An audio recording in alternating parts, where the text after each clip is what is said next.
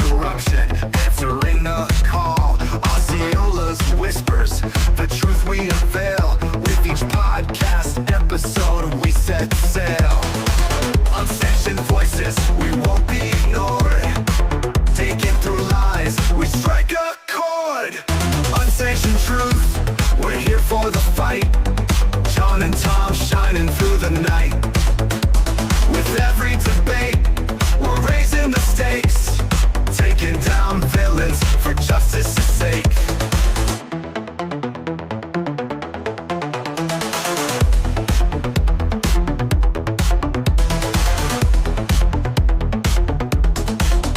Politicians trembling, they know we're awake. With facts on our side, we're here to shake. From local elections to making it clear, together we rise, let's spread the fear. Shining the light, the darkness won't last. In Osceola's depths, we're breaking the cast. Unsanctioned truth, we're here for the fight. Jon and Tom shining through the night. With every debate, we're raising the stakes, taking down villains for justice's sake. Shining the light, the darkness won't last. In Osceola's depths, we're breaking the cast. Unsanctioned truth, we're here for the fight. Jon and Tom shining through the night. With every debate, we're raising the stakes, taking down villains for justice's sake. So tune in each week, don't miss the show. Jon and Tom will help you know.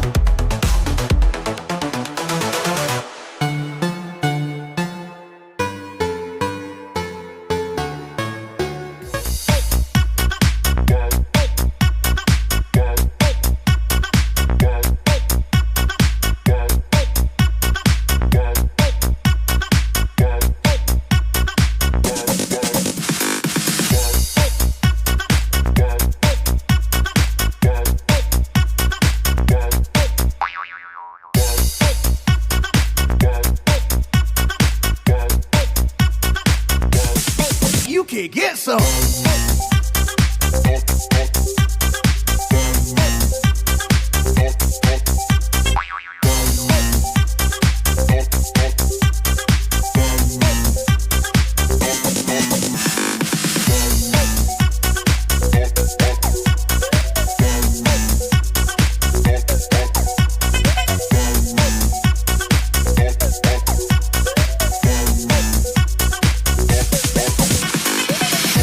On Florida, clearly a red state. So what in the world is going on? Well, apparently rhino hacks in the Florida GOP are trying to purge pro-Trump MAGA committee members from their ranks across the state. Oh, this is a good story.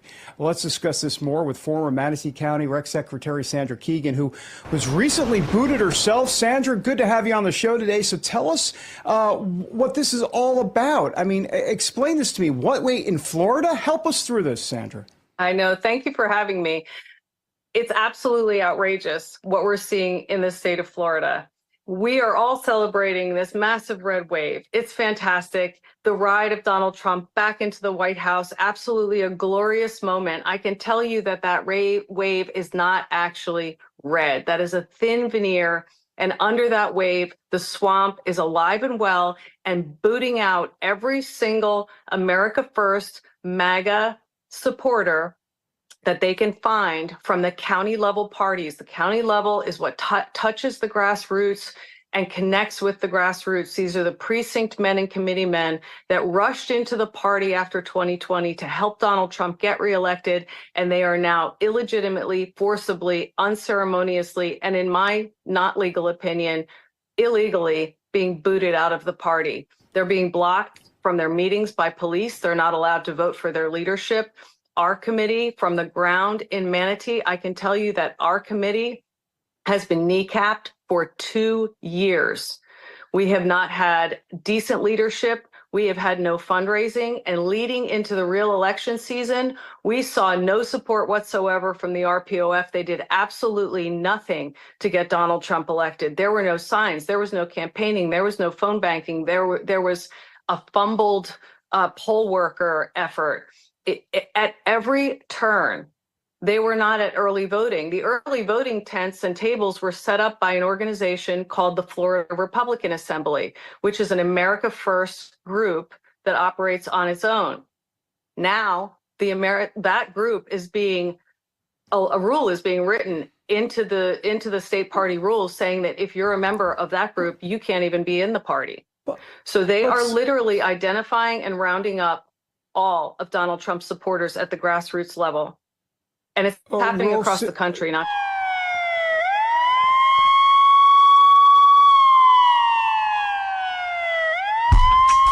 Welcome to Unsanctioned.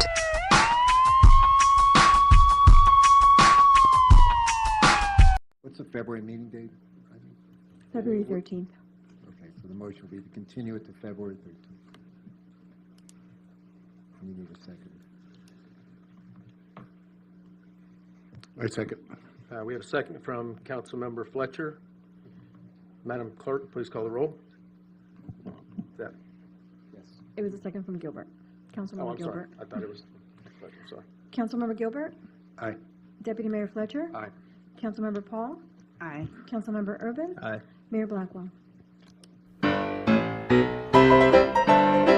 sorry. I don't know why all the other ones say this. I'm so sorry. Barbara.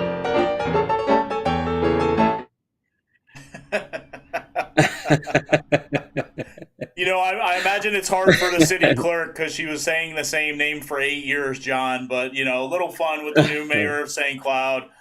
She called him Blackwell, you know. But watching those meetings, those last two meetings, and these are the first two meetings for the new mayor of St. Cloud.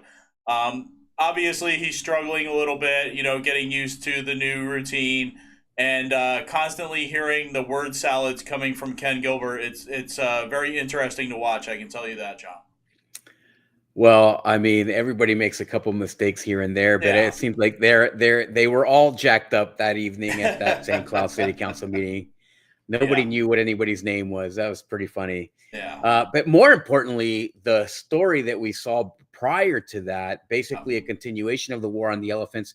So it is making the media. Now, none of the fake media is covering it, right? Like local media don't like to cover it. The Orlando Sentinel is not covering it.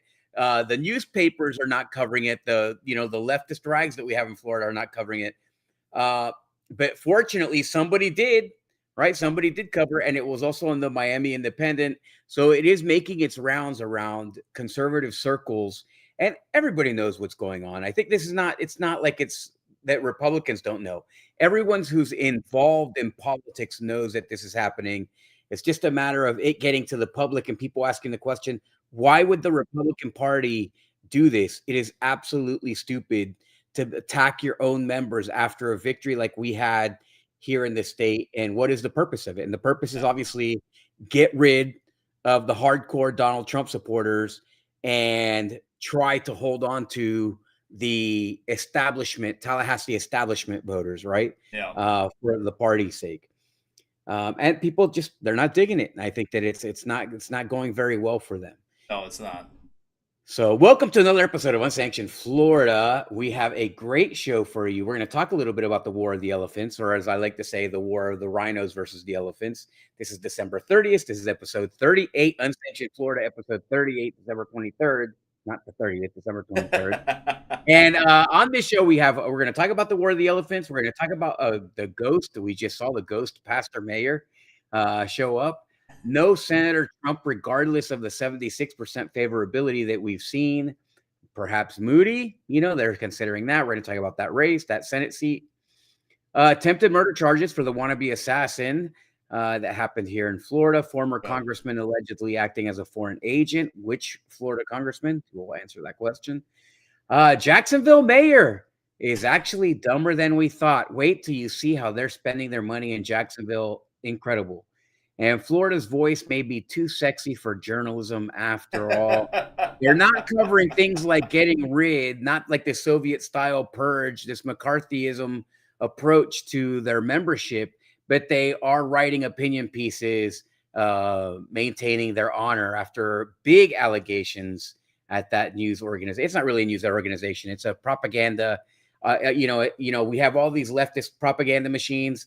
They're a DeSantis propaganda machine. And so they just put out positive stuff for DeSantis. That's their only task. Alf files to run for Orlando mayor. I don't know do you remember the show Alf? Well, Alf is running for Orlando mayor. Osceola Board of County Commissioners. Oh my God, they love to waste money. Yep. We're going to talk about what they're doing. And Osceola homeowners are at the forefront of what's at this HOA fight that's going on. It's going to bring about legislation. There's people, this is another statewide issue where you have the home insurance, you have the HOA issue. There's all kinds of stuff going on. And it's just an incredible fight going on right now. Another one. And let me fix here because we got something wrong there. Where am I? Osceola finds? Oh yeah, Osceola finds another way to waste money. It's great. I mean, oh my God, how Osceola loves to waste money. It makes 0 sense. 0 cents. But we're not the only ones, thank God. After that Jacksonville story, at least we're not the only one with the moronic local leaders. Osceola loves red light cameras. Can't get enough of them. Osceola says it's solving the state's worst traffic. My gosh, a lot. And more on this story. 20 on this years episode too late, but 20 years too late, yeah. They're already spent, like 20 years deep into the future, the infrastructure dollars. So are they really going to solve this problem? Absolutely not. They're going to tell you that they're solving it in 20 years. So that's it. Let's get into the story. We're going to do a quick prayer, and then we're going to write down to the show. Lord, we are truly grateful, no matter all the problems that we have here in Florida. Thank God we're not California. Thank God we're not New York. Although many of our county commissioners and leaders and state legislators and rhinos would be very at home in places like New York and California. We hope to resolve this problem, Lord. Let's make it fair. We are seeing so much ugly from our leaders. It's time for them to be exposed. It's time for them to come clean. It's time for the Republican Party to bring back a moral standard to governing bodies and to governing people that we put in leadership. We need to have some values there. And we hope that that's the next step. That's the next battleground. We won the election. People voted based on biblical principles. And now it's time to bring a moral standard to those ruling parties. In your son's name, we ask for this. In Jesus Christ's name, amen. Amen. All right, let's get to it, Tom. All right, let's look at some stories across the state.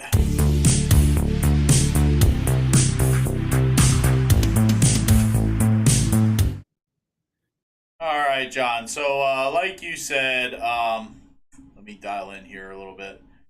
We are going to talk a little bit about the War of the Elephants, a little update on the War of the Elephants. Yeah, and so we need to fix the graphic because it's not the RPOF versus FRA anymore. I think that was like their excuse. We thought that's what it was. And now we know that's no longer the case. Yeah. This is a McCarthy Soviet-style purging of membership for the specific reason of maintaining control. They were losing control of the party, losing influence, right? Even though they were maintaining the power and majority of the influence, they needed to make sure that they were in control completely. And so that's what it is. And they used this kind of battle with the FRA as the premise to purge members who are not members of the FRA, right? Yeah. Many of the people submitted the affidavit. Many people did everything they were supposed to do. They still purged them. They allowed members of the FRA to stay in. In Orange County, they didn't kick out any FRA members, right? As far as I know, the chairwoman of the Orange County GOP is a member of the FRA. She didn't get kicked out. Yep. So they didn't kick out a lot of those members, right? So this is a very interesting situation. They're also kicking people who just throughout the state have been, let's say, more supportive of the MAGA movement than the ones who are not. And that's really what this is about. It's about maintaining control of people who will be compliant to the will of the establishment in Tallahassee than anything else. So that's the background. Yeah, and finally, it's starting to reach some media outlets, John. You did mention that the major media outlets are not talking about this whatsoever. The Herald down in South Florida did post this opinion piece from a precinct committeeman down in Sarasota County. It says DeSantis, others want to silence MAGA in Sarasota, but I'm speaking up. And yeah, there's Governor DeSantis, and this guy here, who is a committeeman for Precinct 511 in Venice, who got elected on August 20th to do the primary election ballot. He was reelected to his position. He is blaming Governor DeSantis, number one. You know, he says, under the regime of Governor Ron DeSantis, the Republican Party of Florida has been weaponized to disenfranchise conservatives. It is an effort that has been supported by DeSantis, Florida Republican Party Chairman Evan Power, and Executive Director Bill Helmick, and also by Republican Party of Sarasota County Chairman Jack Brill and his minions. And, you know, here in Osceola County, that would go for Mark Cross. But anyway, He says, we must also look all the way to the top of this pyramid. We must also blame the chief Republican in Florida who calls the shots, Governor Ron DeSantis. And it begs the question, John, is it time to start pointing the finger at Governor Ron DeSantis? What do you think? So this is interesting. I wouldn't imagine that a sitting governor is going to attack Republicans. It just makes no sense, right? What do you get out of that? Yeah. I mean, leaving power, he's on his way out of the governorship in 2 years, and he's going to attack Republicans before that. I think that there's a Senate seat at stake. Many people have said that he wants to run for that Senate seat. He's going to put in a placeholder and then run for Senate, possibly. It's hard to imagine somebody giving up that Senate seat if they get placed in. I don't know who he could trust to do that. But at the end of the day, what does he gain by it, except that his favorability goes down? If you can't win your own state, it's going to be very hard to win any kind of big seat. Now, he's a big name, and a lot of people love DeSantis. A lot of people are very loyal to DeSantis, especially people who broke off the Trump campaign, and they just fought for DeSantis, and they never left the DeSantis camp. But I just don't see what he gets out of it. I also don't see what he gets out of not doing anything and acting like he doesn't know what's going on. Yeah. So why is he not? This is about leadership. He should be stepping up. I made a call when this was first happening in early days of December is when we first started talking about it, and he hasn't done anything yet. He hasn't put a stop to it. He hasn't gotten rid of Evan Power. They're having an election here in January for the chairman of the GOP, and Evan Power is saying that he deserves a shot at the full term. But look at him; he's been garbage. Yeah. And DeSantis hasn't stepped in to try to correct the problem, or we don't have somebody else that's running as chair, as far as I know. Dean Black. Can you hear me, Tom? Yeah, I hear you fine. Sorry, I lost my. So Dean Black lost. He was saying that he was going to run, and all of a sudden now he's not running, and he endorsed Evan Power. Dean Black is not any better than Evan Power. Well, yeah, right? I was going to say, are we surprised by that? Are we surprised that Dean Black would drop out and endorse Evan Power? I mean, no, for two reasons. Because number one, the swamp is trying to corral their forces, right? They're gathering the wagons, they're circling the wagons. And number two, who would want to take control of the wheel of a car that's on fire falling off a cliff? That's not when you take over, right? That's not the best time to take over. The best time to take over is when you're going places. Yeah. Right. But Evan Power is driving off a cliff, and now Dean Black. Only a real leader puts themselves at stake, right? But the swamp never does that. The swamp is all about furthering their careers, not about taking ownership over or responsibility or accountability. So I would like to see. There's a lot of people that I heard tonight. I had a conversation tonight where people are asking for Peter Feeman, former state committee man, to run and to be elected.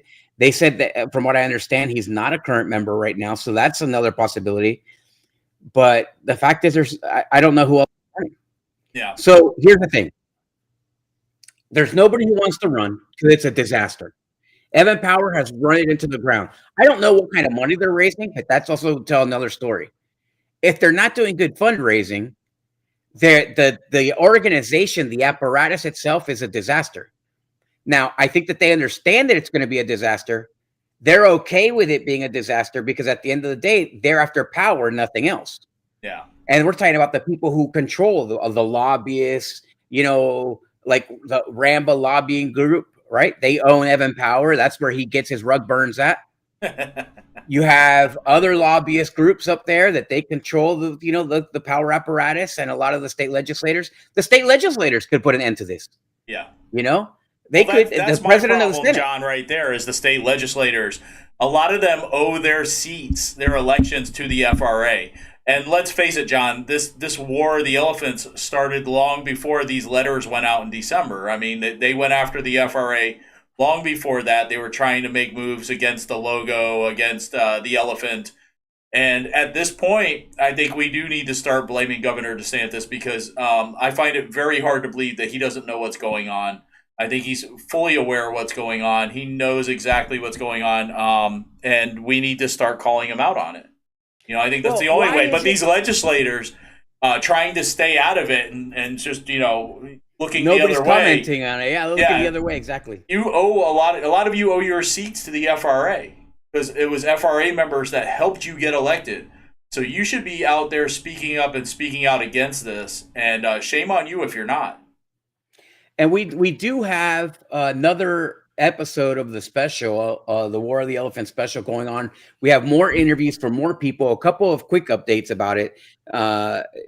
Number one, that this has been going on way before December. This has been going back as far as April, May timeframe.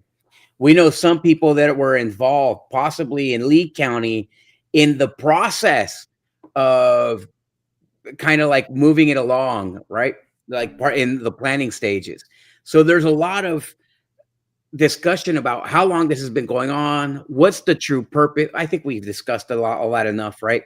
Now it's just a matter of coming out with all the evidence and diming out all the people who have exposed all the people who have taken part in it, getting rid of Evan Power, and making sure that the party itself is representative of the spirit of the Republican Party by the grassroots, which is a Donald Trump party.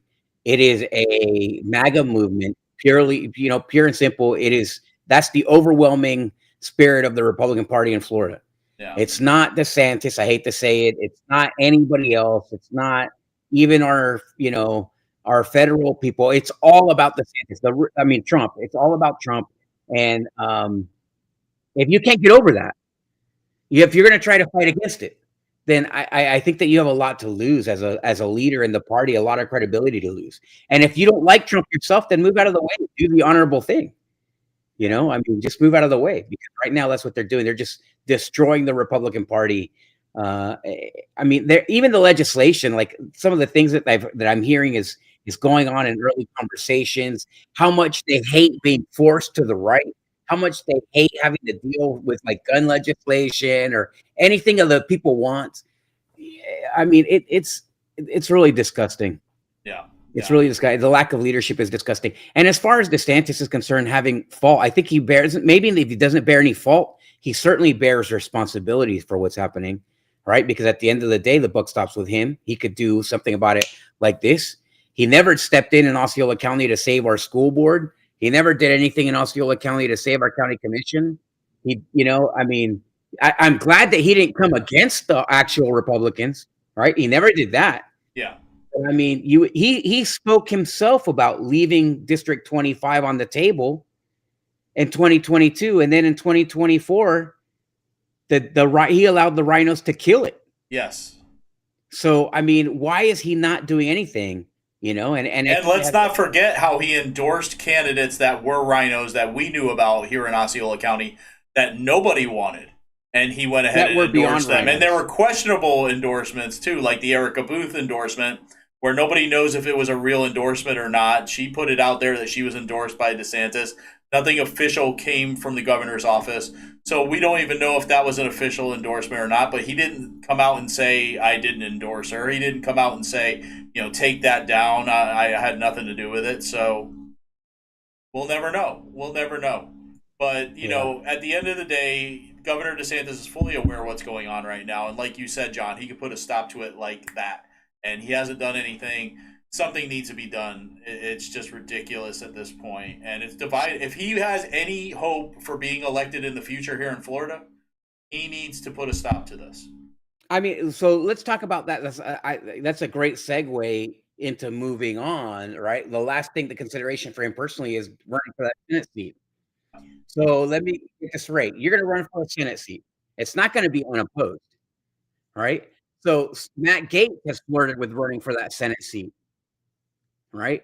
And so if Matt Gaetz for that Senate seat, I just came to the realization that we didn't prep for the Matt Gaetz stuff, but I'm going to talk about that anyways. Yeah, you can So- talk about Matt Gaetz. Yeah, absolutely. So Matt Gaetz has the if he runs for that Senate seat against Ron DeSantis, but DeSantis just destroyed all the MAGA parts of the Republican Party, the grassroots. You're cooked. Yeah. You know, you're cooked. It doesn't matter. Whoever runs as the enemy of MAGA, as the enemy of America first, you're cooked in Florida. So I mean, at the end of the day, I don't know that Trump would get involved in that race on somebody's behalf. But if you look at Byron Donalds or Matt Gaetz or even Corey Mills, and those are strong America First MAGA guys, and then you run them against DeSantis, then I think DeSantis loses, even with the establishment money and everything, even with the attacks on Matt Gaetz, even with all of that scandal. Yeah, Corey Mills already came out and said that he would absolutely accept the appointment if DeSantis was to appoint him to that Senate seat. But I don't know if Corey Mills would jump in against DeSantis for it when the time comes when that seat's up for elections. I mean, it's something we'd have to see. I don't know that Matt Gaetz is serious about that Senate seat. No. If Matt Gaetz is serious about that Senate seat, right? He said that if they don't stop messing with him, well, we'll segue into the Matt Gaetz, right? Yeah. So Matt Gaetz said if they don't stop messing with him, he's going to swear in January, become a United States representative because he did win the election, right? Yeah. And then he can serve until whenever he wants. He already won the election, right? So he can go in, he can serve out the seat, and then he can start exposing all those slush fund targets that the House has made, all these payoffs for all the time that they sleep with their pages and their secretaries and whatever. I mean, that would be disastrous for all these guys. Yeah. So, and then he went through. The funny thing is that Matt Gaetz went through and has started releasing all bunch of pieces of the ethics committee findings against him, the report against him, where it's talking about the ethics commission says one thing, or the ethics committee says one thing about him, and then the actual statements from the people involved are discounting what the ethics committee is saying. Yeah. So, I mean, all these attacks, you got to wonder why they're attacks. And the bottom line, it makes no difference. I don't know all the facts of it. I haven't read it. I think that in the next Florida show, for sure, we'll go into detail on this because I want to know myself. If the Department of Justice under Biden did not put Matt Gaetz in jail, there was nothing illegal that was going on. That's the bottom line. Because Absolutely. if to believe for a moment that Biden would not have loved to put Matt Gaetz in jail, you're 100% wrong. If they had anything, an iota, to put Matt Gaetz in jail, because he was so closely connected with Trump too, it was a stepping stone. So do you put Matt Gaetz in jail, you throw the book at him, you prosecute him, you drag him through the mud, but they couldn't. They couldn't because the facts did not allow them to. Just like, I mean, we know that the facts didn't allow them to do it to Trump, but they still did it. So how much easier would it have been to put Matt Gaetz in jail? But they didn't. Or to at least prosecute him and drag him through the mud for all that time. They didn't. So it tells me that there just wasn't sufficient there. Now, was Matt Gaetz an altar boy? You know, obviously not. Obviously, he's not an altar boy. Okay. Obviously, the guy has to spend as much time. You could say that about any of them up there. You can say that about that's any where of I'm them. going. That's it. You're 100% right. You're exactly right. Here's the thing. Are you going to be more offended by somebody getting caught doing something in public that is not illegal versus people who do things illegally that we know about that never get charged with anything? And I'm talking about specifically congressmen. I'm talking about your governmental leader. I'm talking about the people here, right? There's clearly people who are elected in DC in local office at the state level who should be in jail for things that they're doing, who should be exposed for the things that they're doing. And if you're not outraged about the things that you know that they're doing bad, as opposed to being outraged by what the media tells you that you need to be outraged regarding Matt Gaetz, then you're an idiot. There's no other explanation.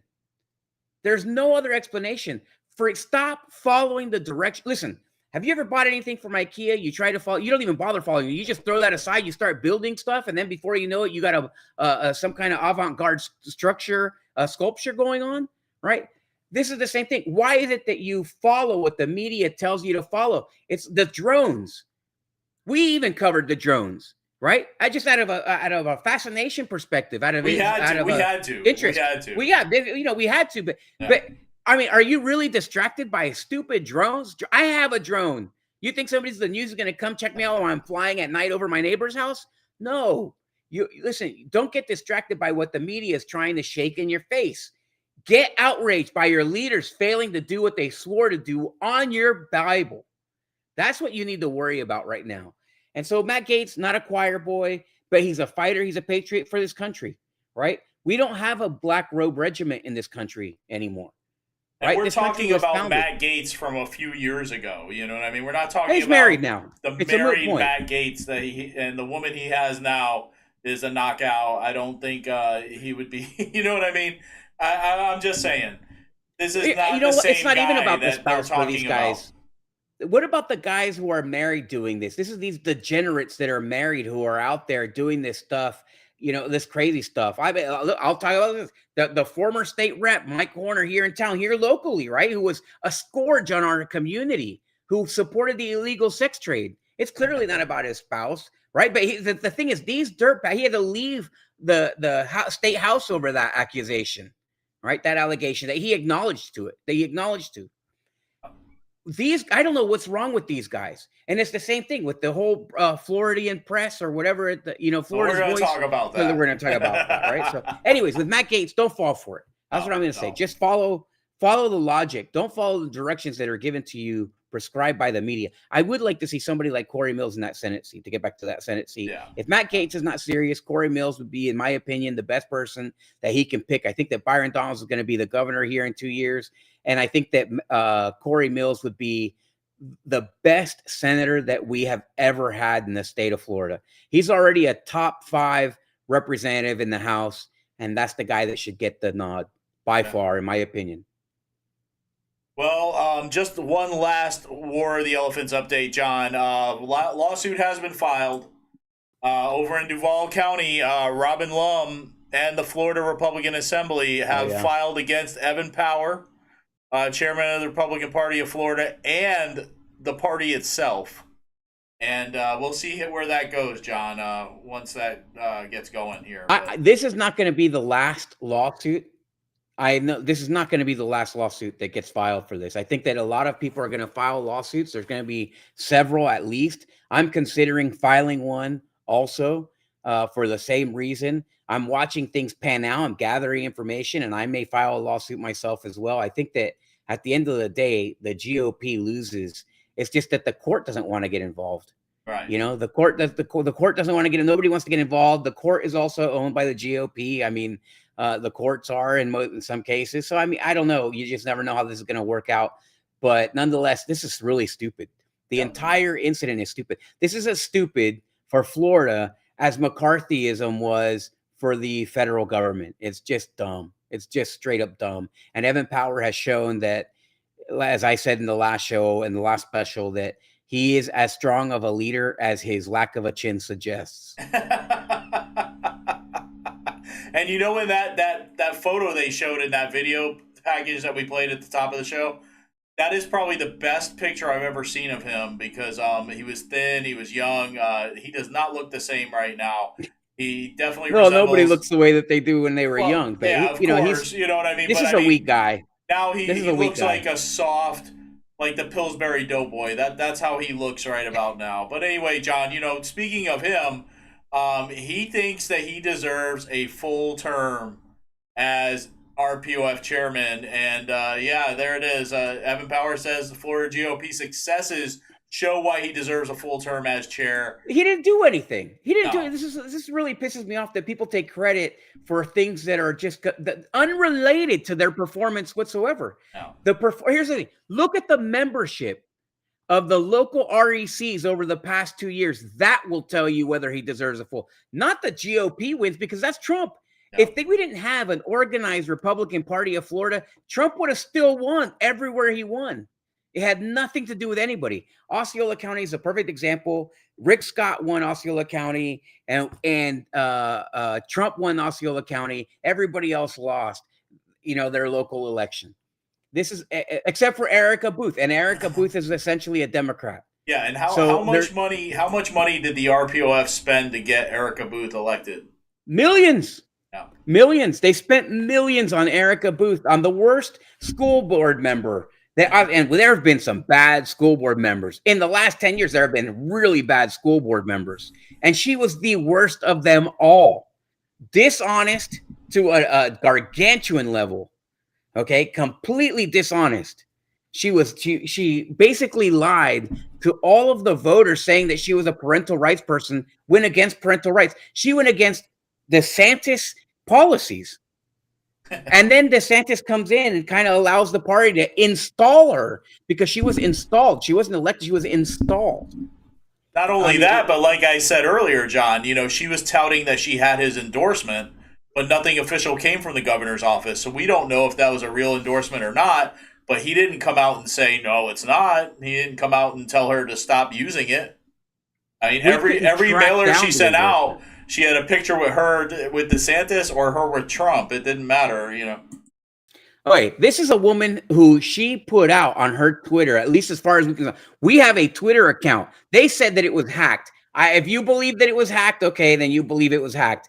But I know that she was not a Trump supporter, because they don't support Trump. The rhinos don't support Trump, and she doesn't. Her voting record suggests that she hated Trump, that she also hated DeSantis. And what she really wanted was money. And that's why she was running for House, because her husband put her there. She's a puppet.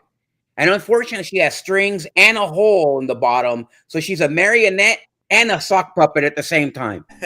The poor thing has never had an original thought of her own. So, and neither has her husband. He's also a puppet. Yeah.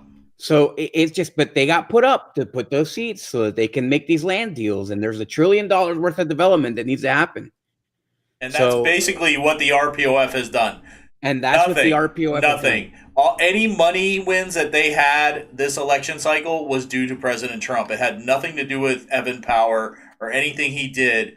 But John, he claims that it's because of him. He says that basically the successes that they have are because of him. He says, what you are hearing from a number of people in the Democratic Party at large is a frustration with the message Democrats are engaged in.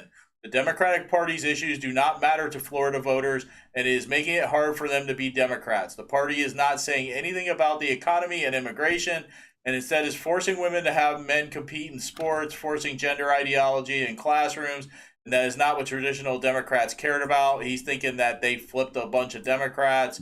But more than just riding to easy successes, Power said he wants the party to increasingly train volunteers and utilize strong get-out-the-vote techniques. Our job is to help elect every Republican possible. That is such a lie. That is, I read that, and I want to throw a rock at it. I'm just so... It's outrageous. It's somebody taking... It's like somebody... It's like a pilot who flies a Cessna on the weekends, taking credit for a Elon Musk rocket launch. I mean, there's two worlds apart. They have nothing to do with one another. Yeah, Democrats don't want to be Democrat. That's because of Evan Power. Evan Power had zero. Evan Power wasn't even the chairman the whole term. He had nothing to do with the development of the policies of the Republican Party. It's all Trump. You think that Trump called, hey, Evan Power, what are your ideas on this? No, that's nothing to do with that. Now, if he wanted to grow a big second chin, believe me, I'm sure he would call Evan Power right away and find out how Evan Power had made such a magnificent second chin. But other than that, he's not going to call Evan Power for anything. No. And Evan Power has nothing to do with any of that. No. It's just BS. The fact is that the Democrats are leaving the Democrat Party because they want to be on the Trump train. That's why. And he is right about the fact that nobody wants to be, promote. I don't want to promote abortion anymore. I don't want to promote men playing in women's sports. I don't want to promote. But Evan Power doesn't even speak out against any of that stuff. No. If he would, he wouldn't be supporting the rhinos that he's sending, like Erica Booth, which it all ties it together. Why are you sending someone as liberal as Erica Booth to the House, spending millions of dollars to get her there, if you don't believe in men playing women's sports? She wouldn't vote against that. No. That's right. So the people that they're bringing, who's else? The lady in Tampa, Velez was her name or something like that? Yeah. So you have the Democrat, the state House Democrat, who switched from Democrat to Republican. You think that was because of Evan? Well, it might be because of Evan Power, because the party itself is so friendly to rhinos. And it's because it's run by rhinos. Yeah, so it's easy for a Democrat to come in. So he can take credit for that aspect. Yeah. And 6 days earlier, that woman was running for Democratic chair down there. So, I mean, yeah, exactly. But Evan Power is saying that he wants to try and get as many Republicans elected as possible. Yet you are creating a war and a divide between Republicans here in the state. And this is across many counties where they didn't give any help whatsoever to those candidates or to President Trump's team. I mean, it's just ridiculous for him to even say that. The guy's a loser. We need to get rid of him. He's not helping anything here in Florida. If you want to keep having neocons and lavender Republicans go to Tallahassee, then you keep Evan Power in power. Anyway, all right. So we talked about this a little bit. Laura Trump, unfortunately, will not be replacing Rubio. And even President Trump kind of hinted to this before the official word came out. He had this to say. Mr. President. Yes, please. Do you expect Ron DeSantis to appoint Laura Trump to Senator Marco Rubio's seat? No, I don't. I probably don't, but I don't know. Ron's doing a good job. That's his choice. Nothing to do with me. Laura's unbelievable. I mean, she was incredible. The job she did at the RNC as chairman, along with Michael Watley, the combination. But I can just speak for Laura. She is so highly respected by women. I mean, even her workout routines are through the roof. She lifts 150 pounds. I don't know how the hell she does it. Well, President Trump is right. Many people did want Laura Trump in this Senate seat, and you can see with this poll that was up on X, 76% would support Laura Trump as the next senator to replace Marco Rubio. But unfortunately, Laura Trump said it herself right here on X. She said, after an incredible amount of thought, contemplation, and encouragement from so many, I've decided to remove my name from consideration for the United States Senate. She went on to say that I remain incredibly passionate about public service and look forward to serving our country again sometime in the future. In the meantime, I wish Governor DeSantis the best of luck with this appointment. Can you imagine the level of negotiation that is going into this seat? Like Trump was saying, it's not me, it's DeSantis who picks. Oh, it is DeSantis that gets the last word and picks this. But if you don't think that there's a heavy influence, there is lobbying going on there. I think that there was a ton of potential horse trading going on. I think that the Senate seat in Florida is absolute gold. There's not a better Senate seat in the entire country to have than the one from Florida. And everybody in their right mind would want it, even if it's only in the interim until the next election, right? Yeah. But to me, it kind of seems like DeSantis would want. I think that maybe he is thinking about it himself, and people are saying that he's going to run for it. So I don't know if that's true, but sometimes it seems like he wants any job but his own, and I don't know. I don't know why being governor of Florida isn't enough, because that's also the best governor's chair in the entire country. Yeah. Right? Where else would you want to be the governor? Who cares about any other state? Yeah. You know, if they're either a disaster or they're challenging. I mean, in 10 years, you know which is going to be the best state to be the governor of and to live in? Arkansas. Arkansas is going to be the best state in 10 years to live in. They're ruining Florida. The rhinos and the Democrats are ruining Florida. No matter how great it is right now, it's 10 years because the developers are the ones that control the state, right? The interests that control Florida, the lobbyists and the rhinos that control Florida, that have a death grip over Florida, are going to ruin it. They're going to make it impossible to live here, which they're happy with because they don't want a deep red state. They want a purple state, right? They want a state that they can influence by bribing either side. Arkansas, however, is like Florida 20 years ago while Trump is president. So, I mean, like, that's a great opportunity to live and play. And it's got Sarah Huckabee Sanders. There's no questioning about her level of commitment to the cause. Yeah.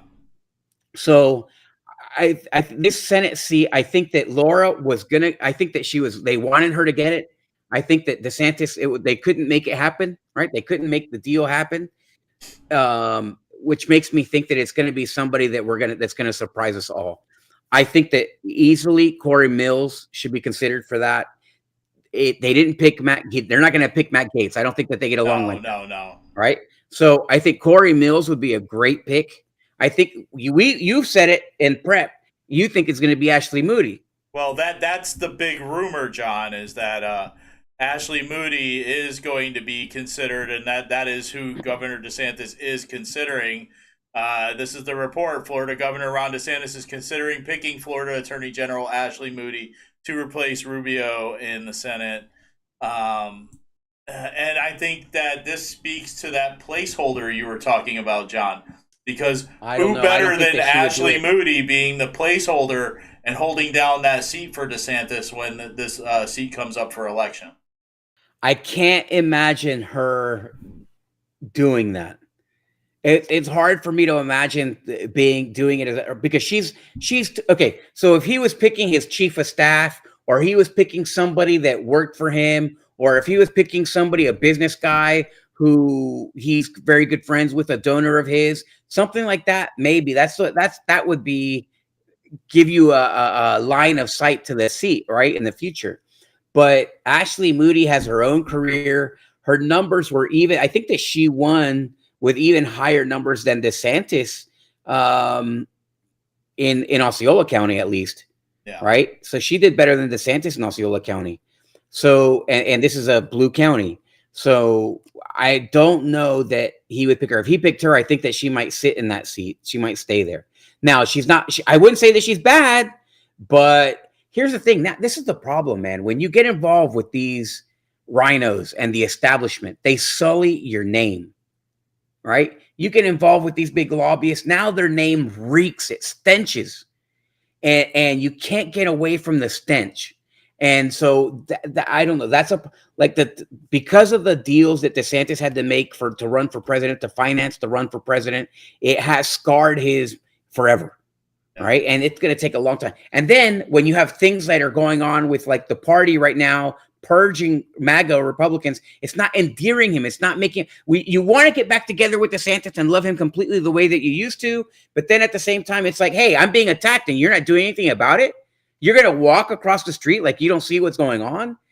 And then all of his cabinet suffers from the same kind of situation, right? That the association damages while the stuff that's going on in Florida is happening, it damages everyone. And not only that, John, you have to question at this point, whether this is all coming from Governor DeSantis. I mean, that's the question at this point, because he's not doing anything. So why is he not doing nothing? Maybe because it's coming from him. Yeah, and then do you go along with his pick for Senate then? Can you be full-heartedly in support of his Senate pick? If he's protecting rhinos for whatever reason, he decided that he's going to go in with the rhino establishment, and that's who you're going to protect instead of the MAGA movement. Are you setting up your Senate pick for failure in the reelection? Because when they get primaried by someone like Corey Mills, not that he would do that, but the point is somebody like Corey Mills or somebody like Matt Gaetz, who is 100%, America first, and who has not sold their soul to the establishment, then are you setting them up to lose to that person? Yeah. So, I mean, I don't know. I mean, yeah, it's an interesting situation. I myself, I want zero to do with the establishment. I didn't take any establishment money when I ran. I took a little bit of lobbying money, but obviously those people, I never pay dividends, which is why I'm not sitting in an elected position right now.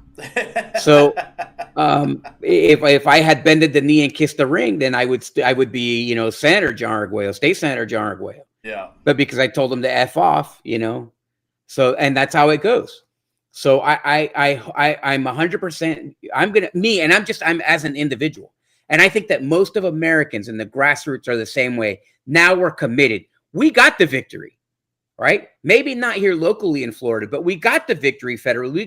We got Trump there. And all of Americans know that it was us that got Trump there, not Evan Power, not Georgia's Evan Power, not North Carolina's Evan Power, not anybody's Evan Power got them there. Evan Power didn't do crap. Right. It was all the grassroots Americans who made that happen, and we can make it happen here locally. It's just enough people are waking up every day. And what you're doing is putting yourself against a rock, between a rock and a hard place, by being allied with the establishment. Absolutely. And for Governor DeSantis continuing not doing anything about this war on grassroots America First MAGA Republicans, it's going to hurt you if you want to be considered for anything going further. There's already those hard feelings from the presidential race, and you're continuing that with this war of the elephants. It's a mistake. It's a big mistake. Absolutely a mistake. It's absolutely a mistake. Well, speaking of Ashley Moody, John, this just came down. Florida announces attempted felony murder charge and an 18-page affidavit against Ryan Wesley Ruth, the attempted assassin of Trump. And here is Ashley Moody to speak about that. To be transparent and accountable, as we both assured when we stood here and talked about our intent to investigate. The affidavit is 18 pages long. We will provide that to you immediately following this press conference. I will go into a little bit about the charge that underlies this attempted felony murder. Following the assassination attempt, the defendant chose to flee north on I-95. At this point, he was expected to have been the shooter based on witness testimony, and that was informed to those officers that were stopping him. Once they located him, protecting the public, not knowing what was in that vehicle in terms of explosive devices, they had to stop traffic in both directions in order to effectuate the stop, make the arrest, and assure the safety of the public. It was during that stop that a tragic accident occurred that seriously injured a 6-year-old girl who was traveling with her family. When you couple those terrible injuries together with his other criminal conduct, which we believe rises to the level of domestic terrorism, it turns his actions into an attempted felony murder case. I am grateful to the law enforcement officers who worked this case. I am grateful to the sheriffs who provided timely and efficiently the evidence we needed to proceed. I am grateful to all of our statewide law enforcement officials that work hand in hand with the statewide prosecutors to get us to this point. I expect that this investigation will not stop. It will continue. We will continue to be transparent and accountable to Floridians. We will continue to reach out to the federal government to partner with them and ensure that all of these charges are pursued fully and forthrightly, accountable to the people. I expect a new day is coming. I expect that next month we will see new leadership in agencies that will rightly reach out as intended and as is done historically and commonly to law enforcement agencies within our state and partner in good faith as we pursue. Yeah, so there you go. Good to see that this guy is going to get that felony attempted murder charge, John. It really, this was a good move. I think that this is smart of her. Especially somebody who might be appointed to the Senate. She's making a big name for herself with this. This will be national. That snippets of that press conference is going to go national news. So, I don't know. That's DeSantis said that they were going to do it. Yeah. Right. He said that they was going to get charged. And here's the one thing that you can't take away from DeSantis. He appears to be a really good lawyer. Strategy wise, he appears to be a very good lawyer, an aggressive lawyer when he thinks in terms of strategy. And I think that has suited him very well. It has served him very well. Hopefully, Mr. Ruth will not see freedom for the rest of his life. At I doubt least. that he will. I doubt Yeah. that he will. I mean, you never know. Depending on why this happened, how it happened, who set him up to it, all that stuff, he might find himself in a cell up, maybe or down in hell with Jeffrey Epstein soon. Yeah, yeah. Unless Biden pardons him. Yeah. He's pardoned everyone else. Did he? If he was guilty of pedophilia, he probably would have gotten pardoned already by Biden. Probably. All right, John. So this next story, this is crazy. Former member of Congress charged with acting as an unregistered agent of a Venezuelan national. David Rivera allegedly received over $5 million for efforts to lobby executive branch officials and laundered criminal proceeds. This is crazy. Like I said, John, this is the guy. This is him, Mr. Rivera. And the indictment accuses Rivera of working as an agent of Raul Gorin Belisario, a Venezuelan national who the Treasury Department said played a role in a corruption scheme to bribe the national treasurer of Venezuela. Rivera sought to lobby senior U.S. government officials on Gorin's behalf, attempting to have Gorin removed from a list he was placed on because of the allegations of bribery. And this is according to the grand jury indictment. Under the Foreign Agents Registration Act, anyone who has agreed to work in a certain capacity for a foreign government's interest through either the government itself or an intermediary must register with the U.S. government. The indictment also alleges that Rivera created shell companies to conceal and promote his crimes. The alleged scheme took place in 2019 and 2020, according to the indictment. Rivera was previously arrested and indicted in 2022. Prosecutors alleged in that case that he tried to act and cause others to act in the United States as an agent of a foreign principal, referring to the Venezuelan government without registering with the U.S. government. Funny little thing about this guy, John, is that back when President Trump was running against Marco Rubio, back in 2015, President Trump released a commercial and had Rubio's ties to this guy in that commercial.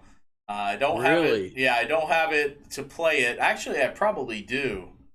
Let me see real quick. Yeah, look for it. Yeah. Here's the interesting thing. This guy, first of all, obviously, he should be arrested. If you're one of these guys, this is like Eric Smallwell too. Shouldn't he be in jail? For his little escapade with Yum Yum. I mean, all these guys. How do they get away with this? Yeah. This is such a terrible, terrible crime to be guilty of. You're essentially a traitor. You're acting. And allegedly, I don't know the facts of this case. So, but when you're accused of this kind of thing, it's basically you're being accused of being a traitor, and for the Venezuelan of all the age, it's not like it's like the UK. You're working on behalf of the UK or France or Spain, right? Or Switzerland or Norway or Sweden or Argentina, but Venezuela of all countries. I mean, if you're acting as a agent of a communist country, it goes beyond just being an agent. Now you are an actual agent. To me, you're a traitor.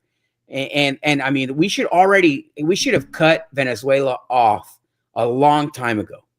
We should have cut them off of selling oil here. We should not let them be selling their resources in the United States. And then this guy just makes it worse, that these guys really don't have any integrity. It's just all about money.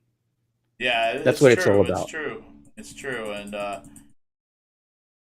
I'm going to bring that up right now, John. I have that video. Yeah, this will be interesting to watch. This is a commercial from President Trump. So, I'm Donald Trump, and I approve this message. When Marco Rubio became Speaker of the House, he brought his friends along for the ride. His spiritual advisor, Ralph Arza, resigned from office after lobbing racial slurs and being convicted of witness tampering. His best friend and roommate, David Rivera, was found guilty of ethics violations and is currently under FBI investigation. Where are these friends today? Spotted on the campaign trail with Marco. Keep Marco and his friends out of the White House. So there it is. I mean, and this guy's been in trouble before. So you saw that $58,000, and now these allegations, this indictment. I mean, that makes it very. Here's the thing. That makes it really. Here's okay. Marco Rubio is going to be the Secretary of State, right? And his friend is this guy here who's acting as a agent on behalf of the Venezuela, allegedly, on behalf of the Venezuelan communist government. I mean, how does that work? Why would you keep a guy near you? He's your best friend since college, okay? But you know, at some point, it's like Hunter Biden and his crackhead son. Don't bring him to the White House. Yeah. Get him help from a distance. Get him help. Don't bring him to the White House and shame all of America by allowing him to snort crack off of some hooker's, rear end in the White House.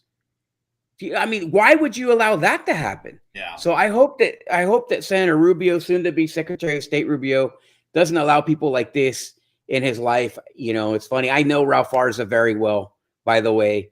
And I just, you got to be very careful who you take with you to DC, unless you want DC to look like all the swamp everywhere else. Although it only gets worse in DC. A really crappy situation. If I were Rubio, I would definitely I would say, okay, school says don't say anything, just let it die. But if I were him, I would say, you know what, this was a good friend of mine in college. I love him. He's a great guy. He made some mistakes. This is a mistake. It doesn't reflect on me. My steadfastness and commitment is to the United States of America, and I would never betray her. That's what I would want to hear from somebody who was related in any way, shape, or form to this guy. Not that they have a relation at all at this stage. Yeah, but especially that this is out there now. I think that Senator Rubio would do himself a service by distancing himself from this individual. We don't want this kind of. We don't want this anymore. Americans don't want this. Not at all. It's not business as usual anymore. That's for sure. Well, friend of the show, John, Bernie Jacques, went on Florida's Voice, speaking of, talking about corporations buying up single-family homes and pricing out the middle class. Here's what he had to say, John. About that and what you see that looking like. Absolutely. I plan to do just that.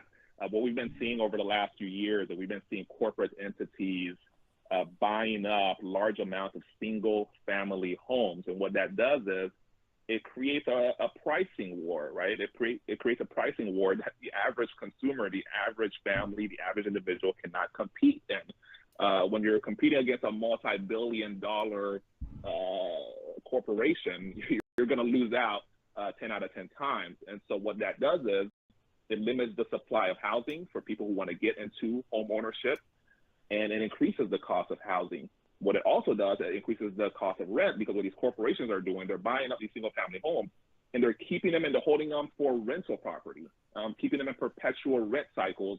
And so a lot of folks who want to get into home ownership can't, and the rent is too high.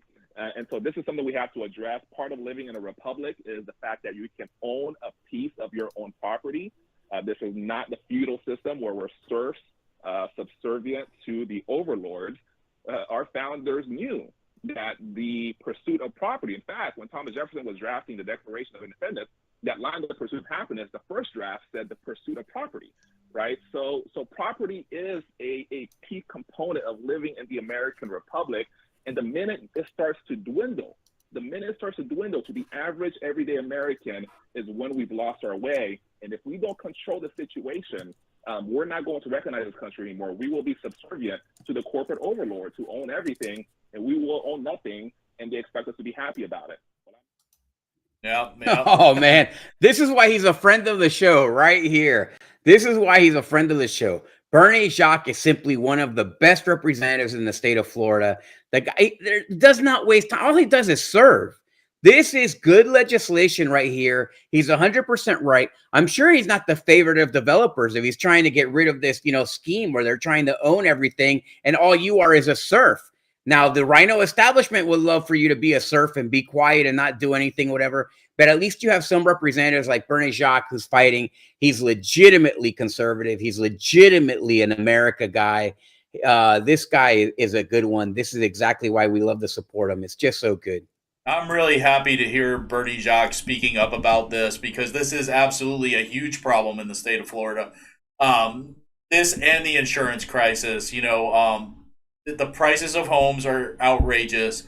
And for an average family who wants to buy a home, it's really impossible when you have to put your bid down on this house and you're competing against a cash buyer, which is a corporation that can, put down a huge cash amount, buy that house out from under you, and you don't have there's nothing you can do about it. There's nothing you can do about it. So hopefully they can pass some kind of legislation to prevent this from happening, or at least curtail a lot of this, and get that insurance crisis under control here in the state of Florida. Because it's like I said before, John, if they don't do anything about, especially the insurance crisis, this election cycle, they're going to be in big trouble the next election cycle.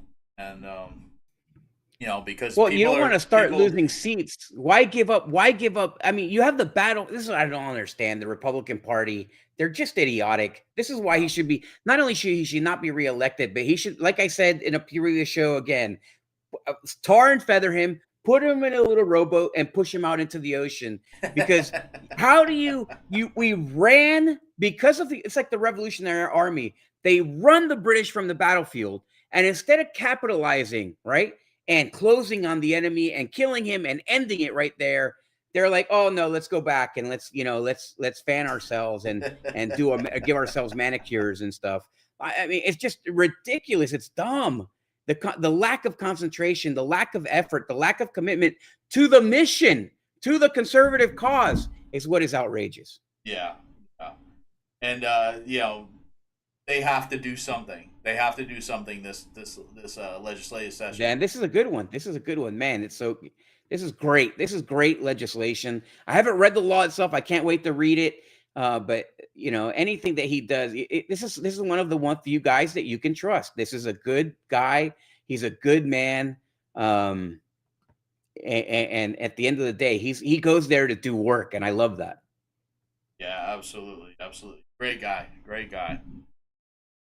All right, so John, next story up is Jacksonville Mayor, our favorite here, Jacksonville Mayor Donna Deegan.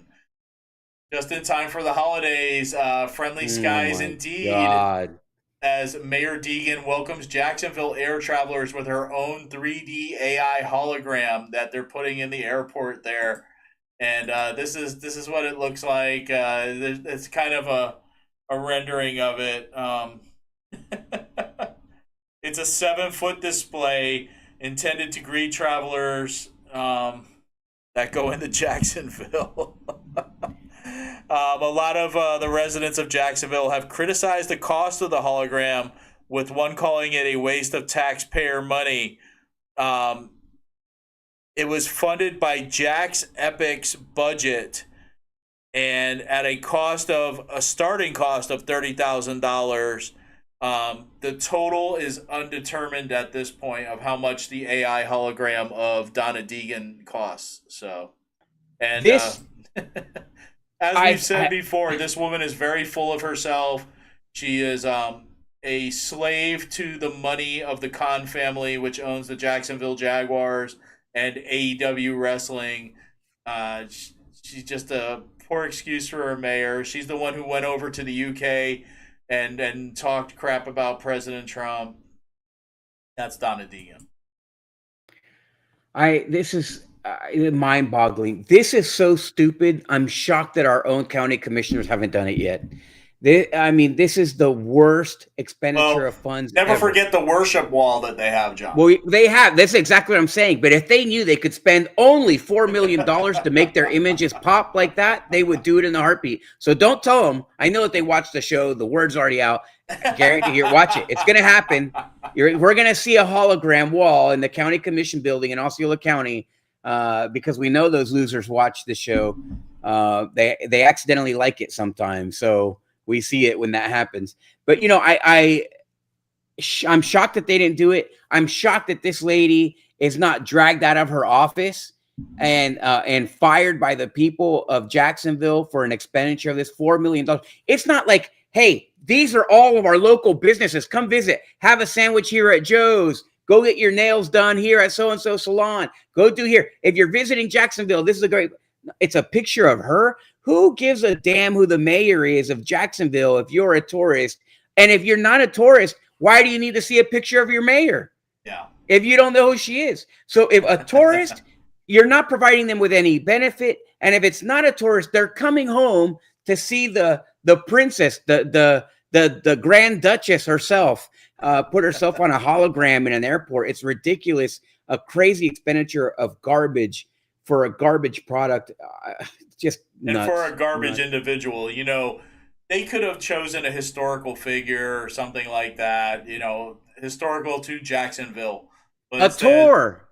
Take a tour of Jacksonville. Learn about Jacksonville. Something. But it's $4 million to spread the image of the mayor. I mean, this should be a ethics violation for campaigning. Absolutely. Well, John, we asked the question, what is going on at Florida's Voice? And this is crazy, John. Yeah, it is. Just absolutely crazy. This headline was released on the Floridian, which is a news website or blog, as Florida's Voice likes to call it. Filthy Secrets, Florida Voice CEO Brendan Leslie accused of workplace sexual harassment intimidation. And yeah, this is the story here. There's Brendan Leslie. Brendan Leslie, CEO of the right-wing Florida's Voice, has been accused of workplace sexual harassment, abuse, and intimidation by a former employee of the online publication, according to a 154-page police report filed last week. Caitlin Kastner, the publication's former social media manager, is also seeking a restraining order against Leslie and Florida's Voice reporters Michelle Visserina and Amber Jo Cooper for allegedly harassing Kastner after she left her post in November. In her sworn statement, Kastner alleges that Leslie, who she says has a history of violent and aggressive behavior, showed up to her home uninvited and harassed her. Kastner included a slew of text messages, some dating back 2 years, involving her, Leslie, Visserina, Cooper, and the organization's former CEO, Caroline Pennington, in her complaint filed last Thursday with the Cape Coral Police Department. Kastner's claims portray a toxic workplace at Florida's Voice, where the 31-year-old Leslie allegedly flirted and preyed upon attractive female employees. And she included, well, we'll get to that. Anyway, his behavior was allegedly so inappropriate that the website's former CEO, Caroline Pennington, went as far as to suggest to Leslie that they only hire men or ugly girl interns after a reported affair between Leslie and a 20-year-old intern. Kastner said the intern was later driven to buy an emergency contraception pill. In another message, Leslie told Kastner she was on Brendan lotion duty. Oh. In her complaint, Kastner claims that Leslie subjected her to months of sexual harassment and abused reporter Visserina during a 4-day business trip to Key West in January, which Visserina allegedly recorded but has since denied. Leslie thinks he walks on water, but he'll drown, Visserina texted Kastner last month. Truth always comes out, F word. And she included to the police text messages. It's kind of small. I can bring it up a little bit.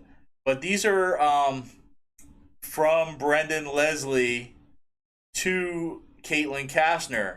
I am the biggest Caitlin fanboy. I don't shut up about you, and I'm never like that. Point being, have all the confidence in the world because I have it in you. Then he goes on. That might be okay. Okay. Yeah, that's okay. Yeah. Then he sends another one. Good morning. I really hope this text doesn't wake you up, but I just had to remind you how excited I am for you to start today. Never been so excited to work with someone. Ha ha. Definitely thanking God for tossing this big hot mess, aka you, into my life. I have so much faith in you and feel like you're that missing piece for my company. All right, I'm going to go work out now. Talk to you soon, boss lady. Oh man, it's strange for sure, right? Like this is now Well, when you put them together, who says things like that? That's there's not more, something that John. There's more. well, I'm just saying a professional boss, a boss doesn't say something like that. No, You know, no. you don't talk like that to your employees via text, out of work. You don't do that. Right. So that's already like it's suspicious. I'm not saying that's wrong. I'm Here's saying this one, John. My life is better when I get to see you in your leather pants. Whoa! Now It's we probably went out why of my control. body The is wheels came stressed. off. Oh my gosh! Wow, the wheels just came off. I don't understand. Okay, so is that acceptable? Absolutely not. No. No, it's not acceptable. My opinion, I would never accept. My daughter And worked there. telling a girl that she's on Brendan lotion duty. What? Oh God, it's just terrible, man. I here's the thing. This is clearly inappropriate boss behavior. No, that's just my opinion. If my daughter worked there, I would never let my daughter work at a place where her boss treated her like that. That is disgusting. And I mean, you would think that he would get sued. You would think that she would sue him. Now, that doesn't mean that there's anything illegal, right? I'm not saying that there's anything illegal. I'm just saying that, I mean, I've settled harassment situations for people at a company that I worked at, and it wasn't as bad as that. Yeah. Strange. So, you know, it's questionable, the behavior, and it's kind of disgusting, but were any laws broken? I don't think so. I don't see any. And as soon as this report came out, Brendan Leslie himself released an opinion piece on Florida's Voice, an opinion piece. Allegations against Brendan Leslie from disgruntled employee disproven by police, legal action imminent. And in that he says, following her failed efforts, Kastner filed a false police report alleging I sexually harassed and assaulted another employee. The employee in question, who remains a hardworking member of our team, filed her own police report against the lies from Kastner, and local authorities quickly dismissed the case. He goes on to say, police said no crime occurred and that Kastner is not a victim of any crime or sexual harassment. After the truth came out, police visited Kastner, read off her Miranda rights, and warned Kastner of the consequences she could face for knowingly lying under oath. All right, hold on. How does he know she was read off her Miranda rights? Yeah. So let's say that this happened, right? So the cops go there, they read her Miranda rights. How would he know? The cops are going to call him, Brendan Leslie, and say, "Hey, we read her Miranda rights. She was arrested." The cops are going to back and report to him. So these are dueling stories. You have the story on one side of Miss Kastner saying, "Hey, these guys are creeps. Here's proof. I'm friends with this girl. I think that he's assaulting her or harassing her." Right? She's like, "Hey, I like this job." I'm talking about the alleged victim that Kastner was pointing at. "Hey, I like this job. Shut your mouth. Leave me out of it." Right? Right. Brendan, I didn't do anything at all. I'm just speculating, or I'm drawing a picture here. And then Brendan Leslie, who's sending texts to interns saying, "Hey, I like your leather pants." Probably not a good idea. Okay. Nothing illegal. So it would make sense that the cops don't do anything. Nobody suffered a consequence. It didn't say that anyone was arrested. Sorry. Yeah. It says that somebody read their Miranda rights. Okay, that's kind of strange. How would you know? Why would that be? And then how they're carrying this out is strange. He writes an opinion piece in Florida's Voice instead of writing an article where you provide sourcing and proof. Right. And an opinion piece. That's what I was going to say, John. It looked very weird to me because when I first saw this on Florida's Voice, I saw it on X. I saw a link to the story, and then I followed it, and I went to the Florida's Voice website. Now, if you don't look closely and see that it says opinion, you would take this as a factual story, even though Brendan Leslie wrote this kind of in first person as an opinion piece, and then kind of weaving in an actual news story. You know what I mean? So if you did not know that that was an opinion piece, if you didn't catch that part at the top, you would think this was the truth. This was an actual story. and it's not. So I found it very strange that he would put out an opinion piece that looked like a story on Florida's Voice and not just release a statement, a generalized statement on allegations that were made against him, you know? I mean, yeah, it's just very strange. And again, we're not saying anybody's fault. We're not saying anybody's guilty of anything. We're saying that it's a very strange way to present the defense, right? Yeah. And it's a very strange way. He didn't address the sexual harassment necessarily, which he wouldn't. He probably is smart that he didn't, right? But again, if there were honor involved, I would have said, you know what? I said some things to my intern that probably wasn't nice of me to say. You move on. Nobody's going to care that much. It blows over. No big deal, right? There was no crime. I didn't commit any crime, just like Matt Gaetz. I didn't commit any crime. No. I'm a grown man. I can sleep with whoever I want. I can say whatever I want. That's my liability. He's not a public figure necessarily, right? I can sleep with my intern if I want. I can do whatever I want. I don't owe anybody anything, so no big deal. I mean, the texts that he sent to Kastner, they honestly look like he was testing the waters. You know what I mean? And there's there's nothing wrong with that. I mean, you know, if he's trying his luck and to see if anything comes of it, hey, you know.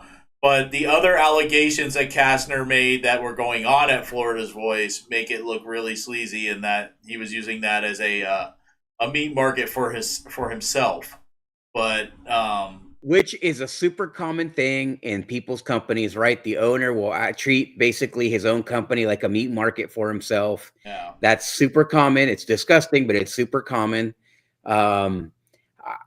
The question is, okay, so it doesn't appear that anything's legal. Nobody's going to get in any trouble. He says that he's going to file a lawsuit for defamation. But imagine going to a jury and saying, listen, I just like leather pants. You know, it's no big deal. I just like leather pants. That's all. I mean, I don't know. That's going to be a rough situation. But why is it? Okay, forget about it. Forget about the whole story. It's just garbage story. Here's the bottom line of why I brought this story. Like, why is it that people involved in conservative politics, obviously we know that the Democrats are dirtbags. Yeah. We know that the Democrats are a bunch of dirtbags. They have no honor. They love to kill babies. They, don't care if men beat up women as long as they're wearing a number on their shirt. Nothing matters with them. They have no standards. They're inhuman. They're barbaric. But Republicans, supposedly, we go to church, we go to mass, we go to temple every Sunday or Saturday or whatever. You're in prayer. You do things. You say that you have a family. You have like 5 kids. You do all this stuff, right? To present yourself, to try to follow a path of righteousness. And I'm not perfect. Listen, let me say that I'm the most imperfect person ever. I'm guilty of everything. I'm a jerk myself. I'm not the nicest guy. I don't get along with people. Whatever you want to say about me, fine, whatever, it is true. But why is it that you go and you do why is it always a degenerate? Why is it always, why is it so rare to find people that are good on the conservative side when that's what we're fighting for? And at the end of the day, that's the whole point of the show.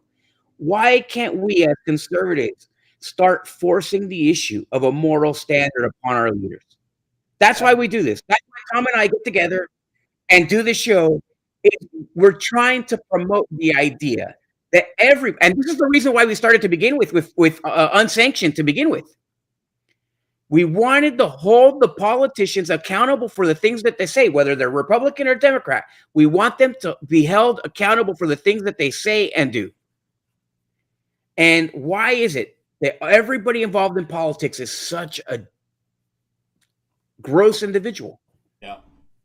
Gross individual. Why are they so bad? Why they're like the worst of the worst? Why? Why do we elect these people? And here's the thing: at some point, I don't remember who it was. I think it was a Democrat who said this. I don't remember who it was, but somebody was like, when they're trying to tell you who they are, believe them. Yep. So when you have people like Mark Cross who stole an election in Osceola County 2 years ago, why would have anyone tolerated that? So that 2 years later, you act surprised that he did it again. Why? The minute that DeSantis endorsed Fred Hawkins, We should have known, Tom. You and I should have known. You know what? There's something not right here. We should have fought over it. We should have made a big deal about it. Yeah. You know, I mean, here's the thing: we can't let these leaders get away with this any longer. We have to begin pressing them, pressuring them to do the right thing. That's if not, forget it. It's lost. It's always lost. We might have won the war. We're going to lose every single battle while we're alive, and we're just going to pray that it's in God's hands and God's going to take care of it. But that's not our responsibility. Our responsibility is to do something while we're here, and that's why we do this show, because we've allowed the American people, you and I and Tom, have allowed these people to get into office, treat themselves like aristocrats, anoint their friends in positions of power, and just do the worst kind of things that we would expect to read in some kind of Machiavellian novel from the 16th century. And that's just, I mean, it's gross, and we need to fix this country, and that's the way we're going to begin to do it. Yeah. Hold these people accountable. Absolutely. All right, John. So moving on from Florida's Voice, we'll go to the funniest, at least funniest to me, headline that I saw this week. It was that Alf. Escamani. The Alf story. State Representative Anna Escamani files to run for Orlando mayor. The Progressive Democrat is a high-profile first entrant in the 2027 race. Yes, this is coming in 2027. There she is. There's Alf herself. She filed last Monday to run for Orlando's mayor. High-profile first entrant in the contest for one of the region's most powerful offices. The Orlando Democrat, who joined the legislature in 2018, gathered a few dozen supporters on the steps of City Hall early last Monday to announce her long-anticipated candidacy. She then marched inside to file the paperwork to enter the race to the cheers of her crowd. We know that this is a pivotal moment in Orlando's history, and we need a leader that is people-focused, that is strategic and creative to finding solutions to our toughest problems. The race isn't until 2027, and it could be the first without an incumbent in nearly 25 years. Orlando Mayor Buddy Dyer, who became mayor in 2003 and sailed to an easy re-election last year, announced at the time that that would be his final campaign. That's just unbelievable to me. And John, I hate to say it, but the people of Orlando, the people that kept putting Buddy Dyer in office for the last 25 years, you deserve what you get. You deserve the city that you have. Because that's just unbelievable to allow this man to sit on the public dime for 25 years.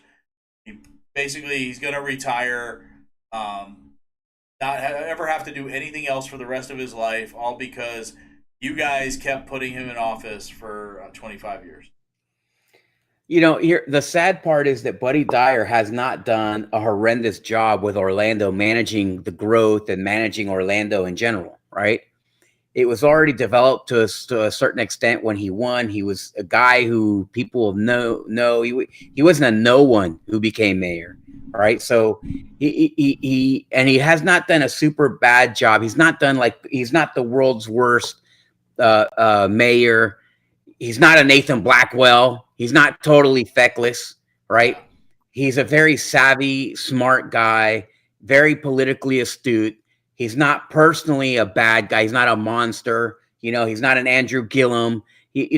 So the problem is that they've allowed a city that runs decently to become a disaster socially, Well, and that's what Orlando is. That's what I was going to say, John. Yeah. He has solidified that as a blue city, and you're never going to change it from that. I don't believe any Republican has a true shot in the city of Orlando. Maybe in certain pockets, but as far as mayor of Orlando, you're not going to get a Republican in that seat.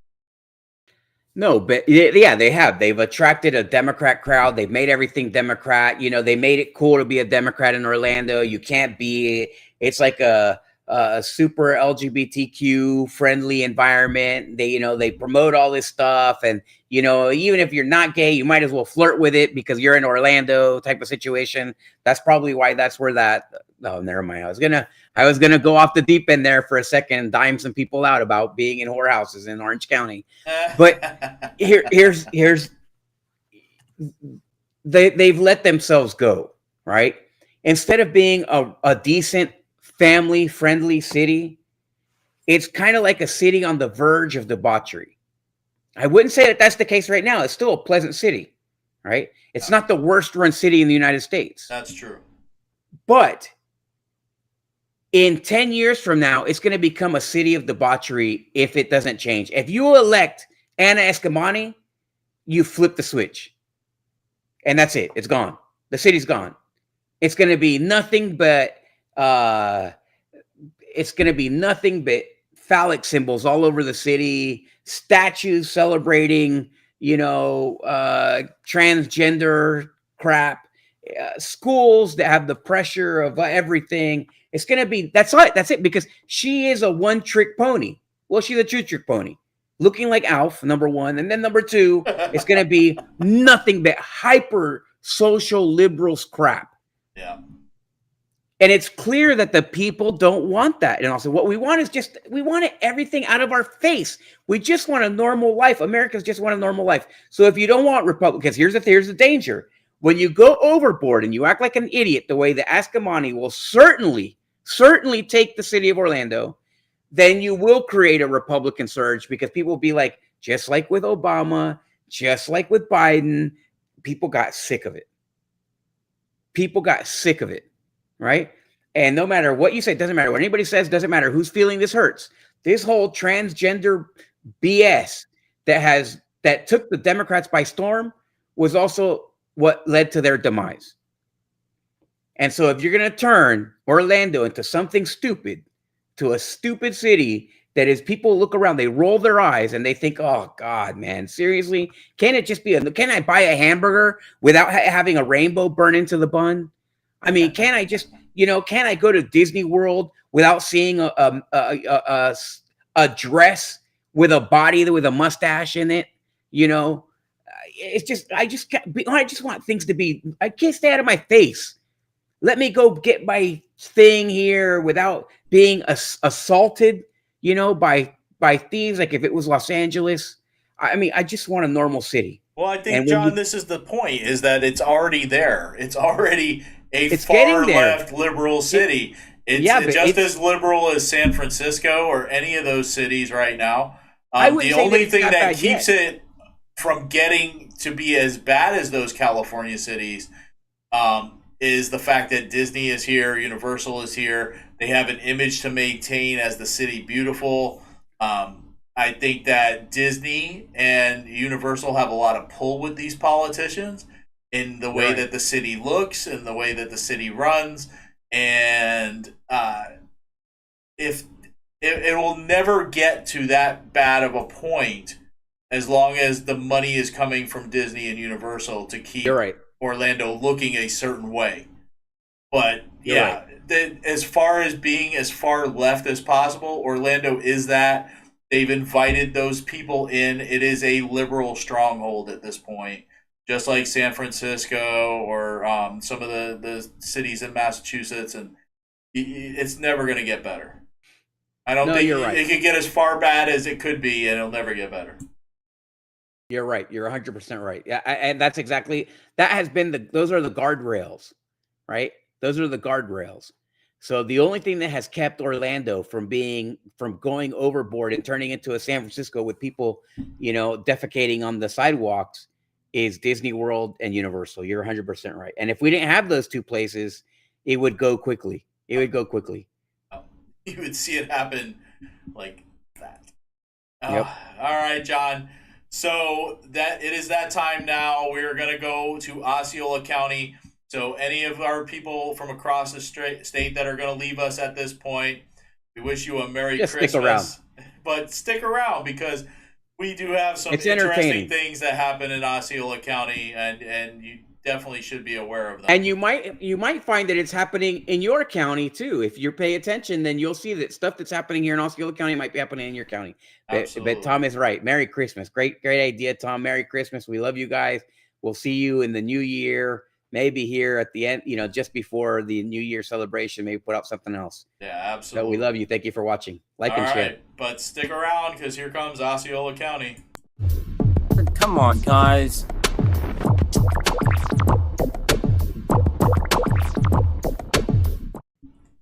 Seemed to be a ghost there this time around. It seemed to be enjoying the dancing of little Osceola there. But anyway.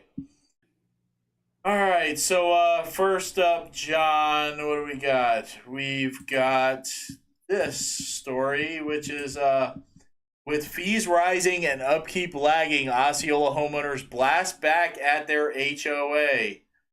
And this is talking about Parkview at Lakeshore.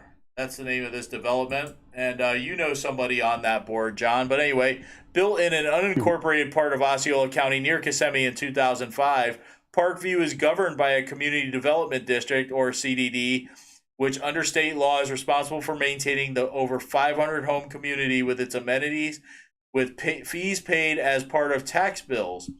While the higher fees ought to ensure a well-maintained community, the Turners and many of the neighbors say the playgrounds, the pool, and lawns at Parkview have never looked worse. In the subdivision, where tidy townhomes and detached houses contrast with the community facilities in obvious disrepair, many residents have similar stories.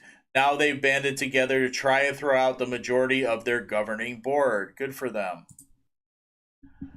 HOAs and CDDs are both run by elected community members, but an HOA focuses more on the aesthetics, while a CDD handles larger projects such as infrastructure. A CDD can also raise funds by issuing bonds and acquire or dispose of real and personal property. Parkview has both governing structures, but its HOA and CDD are overseen by the same board. The district has $6.3 million in total debt, according to Cruz, which generally has been spent to maintain and improve the neighborhood and its infrastructure. The debt is paid down by these fees. As a result, Parkview residents filed petitions November 25th with the Osceola Supervisor of Elections asking to recall Cruz, Vice Chair Badia Strachan, and Secretary Cesar Goit. I don't even know how to say that last name. Yeah, I guess. The petitions included signatures of 153 residents. Residents claim and tax records suggest that those three board members haven't paid their own CDD fees since 2022, but Cruz says that is not true. This Cruz, this is Victor Cruz, and you know him very well, don't you, John? Well, I don't know him very well. He's the guy that I ran against for school board, and I won in 2020. He's a liberal guy. He's from New York. He's a real guy of questionable integrity, in my opinion. In fact, after I won my election, I stood out at the major intersection in my district, at District 3 in Osceola County, and I held up a giant sign that said, "Thank you," after I won my election, right? And I was sitting there one day, and I did it for 2 weeks after the election. I stood out there with the sign that just said, "Thank you, blah, blah, blah, blah. Thank you for, for allowing me to serve you," whatever. And somebody stopped by. I had a lot of people that would stop, and they would just talk to me and say, "Hey, I've never seen somebody after the election hold a sign. That's pretty cool," whatever. But one day a guy stopped. He was a retired lieutenant from the New York Police Department. He said that he had served with Victor Cruz on his HOA in a different place, and that he suspected him of stealing thousands of dollars from the HOA to put in his campaign account.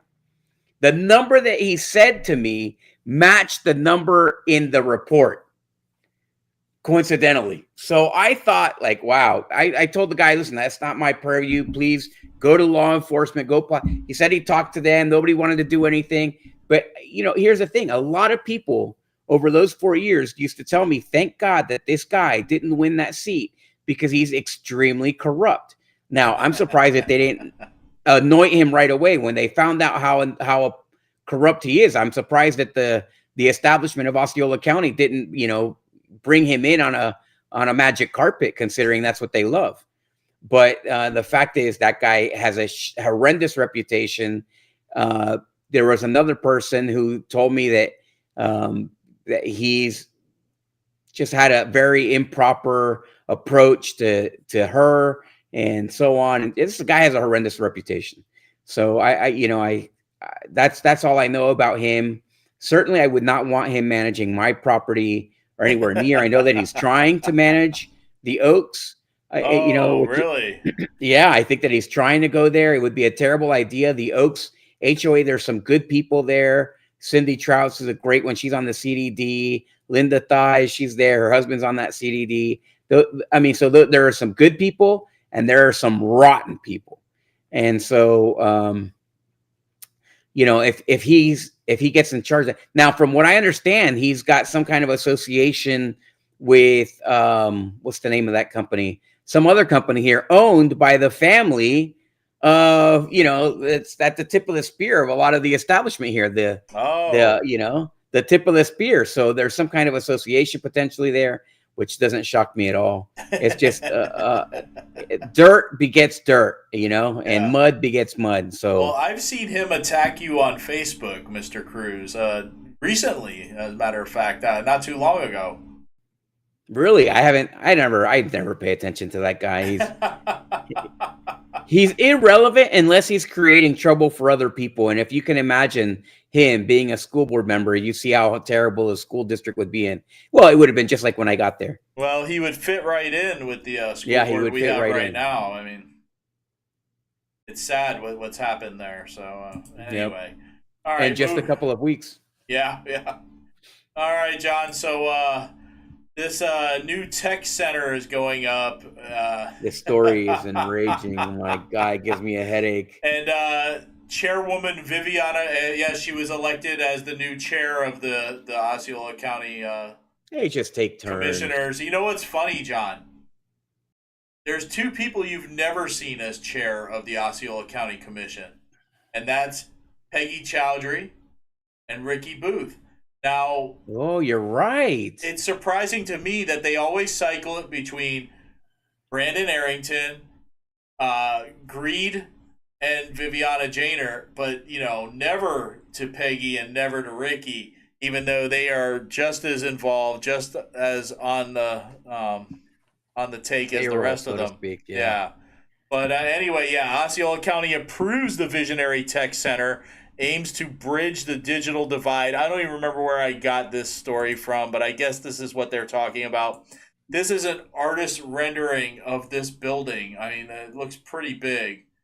Anyway, according to County Commission Chair Viviana Janer, speaking in an Osceola County interview, the tech center sprung from a bed of community feedback and is tailor-made to create a space that truly serves the public. I don't buy that for a minute.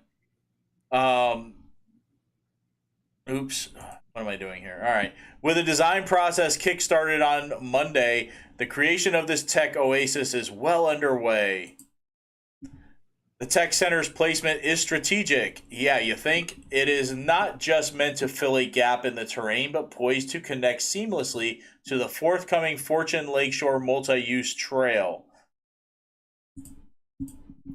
Partially funded by a $4 million grant from the Multi-Purpose Community Facilities Program, the investment symbolizes the county's pursuit of a future where education, workforce development, and community growth are encouraged and actively fostered. Gag me with a spoon. This is Viviana Janer's baby. This is her pet project. It's going in her district. And they're going to name it the Janer Building, Yeah, it's a plaything. And it is large, so it would make sense. It's a plaything for those people in that district. It's not going to teach anybody anything. It's going to have 3D printers and things like that. where people are going to create action figures and face masks and crap. Why didn't they put this in Neo City? Listen, first of all, you know why they're building this? Because that's what they do. Whoever owned the land before, I guarantee you got a fancy check when the county decided they were going to buy the land. Then they build a building, and now the construction company, the GC, who's going to build that land, is going to send out a fat political contribution to the county commissioners. They're going to put money in a PAC for them. They're going to do whatever. This is such BS. This just does not make any sense at all. They have all that empty, terrible space. They could put this in Neo City. It would be perfect there. But no, it's just nothing but politics. Man, they are so disgusting. The 5 county commissioners of Osceola County, I would trust Joe Biden to make better decisions than them. I mean, they're just the absolute worst. There's no sense to what they're doing. They don't care about the results. They have so much money. This is like Brewster's Millions. They can't spend the money. They cannot spend the money. If you have that many hundreds of millions of dollars, give it back to the people of Osceola County in services. Stop with the pet projects. And I'm sure that, closeted Darren Soto is going to come with a check for $100,000 and be like, "Oh, look, I'm writing this check for $100,000 here. I found it in my closet. I found it in my as I was sitting in the closet. I found this check here. Here it is to you guys." Oh, God, it's just disgusting. I can't stand it anymore. There was one thing they said in the article, that the placement of this place is strategic. And that is right on the money. It is strategic. It is strategic. It's going in Janer's district. Okay, and it's going to be a plaything for her constituents. Yeah. So that when she runs for re-election, she can say, "Look at what I gave you. I gave you this multi-million tech center where you can 3D print glasses and action figures and masks and all these cool things. I gave this to you. Give me re-election." And she'll get it. She'll get it because she gave her constituents this multi-million-dollar tech center. It's just unbelievable, John. It's unbelievable. I can't stand her. I can't stand them all. They're all 5 of them are just these are the aristocrats that we're complaining about. These are, like Bernie Jacques said, these aren't fiefdoms. Well, they treat this as if they were the aristocrats. They're the dukes, more like ducks, but they're the dukes who, oversee their fiefdoms. And it's just disgusting how they use taxpayer money without zero consideration. They said, "Oh, we've been listening to the people." You haven't listened to the people complain about what you're doing with their money or their traffic? Don't build another thing until you fix the traffic. When it takes an hour to go 2 miles, there's serious problem there. There's a serious problem there. And that's what happened to me this morning. It took me an hour to go 2 miles. I am not kidding. This was on the turnpike, okay, and I understand, but at 11:30 a.m. on a Monday, an hour to go 2 miles. I mean, just ridiculous. I know they're doing the work to expand the turnpike, but all this work is 20 years too late. It really is, and we're seeing it now. But here's another way that they're going to earn some more money for themselves to spend, John. Red light cameras are coming.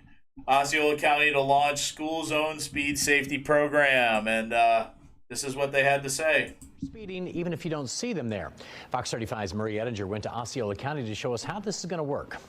The new cameras mean there is no getting away with speeding anymore. If you pass one of these cameras and you're going 11 miles or more over the speed limit, you're getting a ticket. A new law just went into effect this year. It allows traffic cameras to cite drivers for speeding in school zones 30 minutes before and 30 minutes after class gets out. And Osceola County's Board of Commissioners just voted to get cameras like that installed. We're looking to use this opportunity to put more enforcement on our roadways because we know our sheriff's deputies can't be at every intersection and at every corner. Florida ranks third on the list of deadliest states for pedestrians. Osceola County, along with Orange, Volusia, Marion, Brevard, Lake, and Seminole counties, all ranked in the top or worst third for pedestrian fatalities in the state. That's according to data from the Department of Health and National Highway Traffic Safety Administration. The NHTSA also says speeding is listed as the direct cause of over a quarter of traffic deaths, and driving 10 miles an hour over the speed limit doubles the risk of a crash. This is a tool that we can use to make our roads safer. Our board is going to look at doing that. Osceola County still has to decide on a vendor for its cameras. One option is a company called Ultimate. When a speed camera is deployed, you'll see a 30% reductions in accidents in that general area. So the data is showing that the citizens and particularly the children are benefiting by this technology. When cameras are installed in Osceola County, anyone who's caught will get a $100 ticket. Commissioner Arrington says the cameras are meant as a deterrent. We just want our kids to be safe going and coming from school. Remember, this is just the first step for Osceola County's cameras. The Board of Commissioners will still have to decide on things like which vendor it's going to go with and which intersections will actually have these cameras installed. Oh, wait, what did they say? What vendors? And now the political checks come in. The contributions are coming in. Listen, here's why I don't support this. It's not the cameras. First of all, I don't like the idea, right? You should fund the cops so that the cops can be patrolling, right? Yeah. And I don't think that a camera should be used for that. I think that you need to use police. If you have a police on that street, then you're not going to have people speeding around kids, right? By accident. This is after the fact. This allows the accident to happen, right? And then it curbs the problem over time. But if you put a policeman there, then people are going to slow down, right? It shouldn't have to be about giving the ticket. All you got to do is make sure that the police are around. Number two, the camera companies get 40 to 60% of the ticket price. So you pay a ticket for $100, the company gets 60%, they get 60, and then the county gets 40. And how much money goes to the school district? None. So, I mean, it's just there. Listen, these are all shams. These are all shams on you. You know, you'll support it. You'll tolerate it. And this is, it's much harder to give you a tax, add a tax. Imagine if they had said, hey, here's what we're going to do. We're going to make a tax for you because people are speeding at the school zone. So we're going to create a tax called speeding tax at school zone. Okay, well, you can't pass that. So what do? They make something like this. So you're going to get a ticket by a machine that can have errors, and then the community doesn't even get the money. Who gets the money? The company gets the money.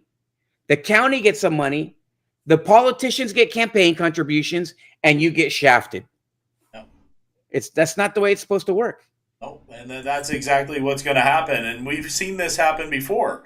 We've dealt with this issue before with the red light cameras going up everywhere, being faulty, sending out tickets when someone wasn't even speeding at all.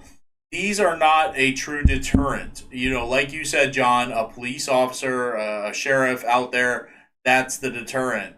A camera up on a pole, somebody gets mailed a ticket. This is a money-making scheme. That's what this boils down to. It's like, oh, well, we got speeders. Well, if we send them a ticket in the mail, that'll stop them. No, it's not going to stop anybody from speeding. They're going to keep speeding through there. It's the police officer that's the deterrent. Arrington getting on there and saying, we know we can't have officers everywhere. Why not? Why not? You only have so many schools. You only have so many schools. It's not like you have 2,000 schools to look out, you know, and they're all at different times when they let out. So have that police officer there. That's going to be the real deterrent. This camera on a pole that's going to maybe work to send out these tickets. And God only knows, you know, that's the thing the problem with the red light cameras before was like, you don't know if it's actually going to give you a ticket for something you did wrong or just give you a ticket just to give you a ticket. I don't like it. Yeah, I don't either. I don't like it. Yeah. I don't like it. So it's moving just money. on It's from just that, money. Yeah. Well, Osceola County is saying now that they are going to take steps towards addressing traffic congestion now and in the future. And like I said this morning, John, at 11:30 a.m., I was sitting on the turnpike for an hour to drive 2 miles, literally from the Clay Whaley exit to the St. Cloud exit. 1 hour. It's just absolutely ridiculous. Yeah. So anyway, there's a picture of the traffic, or at least some of it. Not much, but a little bit there. Commissioners unanimously approved an amendment to a county transportation map that recognizes roads primed for more traffic now and later, along with extension projects on more than 20 plus the addition of desperately needed new roads. Okay.